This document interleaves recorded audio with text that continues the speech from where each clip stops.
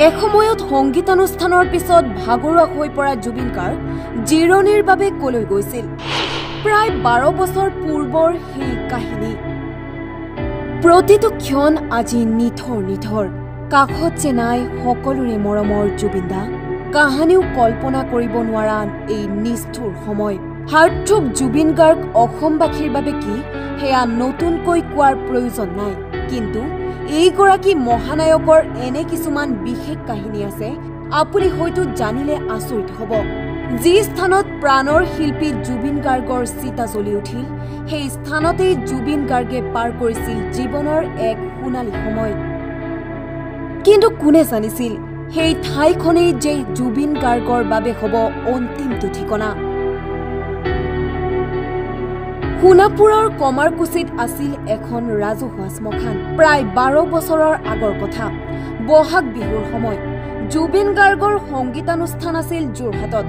গীত আৰু কথাৰে অনুৰাগীসকলক উৰে নিশা মুগ্ধ কৰি ৰাখিছিল জুবিন গাৰ্গে নিশা সংগীতানুষ্ঠান সামৰি জুবিন গাৰ্গ দলটিৰ সৈতে উভতিছিল গুৱাহাটীলৈ পুৱা প্ৰায় 7 মান বজাত একাপ চাহ বিচাৰি ৰৈছিল সোণাপুৰত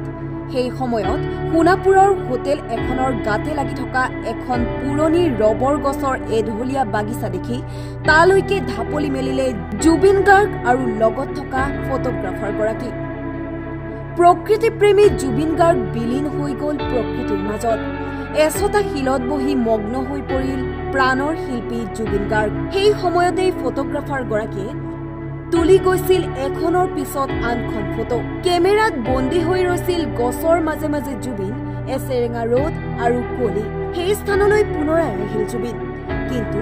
নাই সেই উৎসুকতা নাই কোনো উদ্বিগ্নতা আহিল কেৱল নীৰৱে মৌনতাৰে চিৰনিদ্ৰাত পৰি ৰ'ল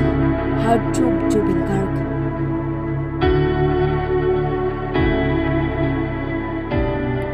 Bureau Report, Time It.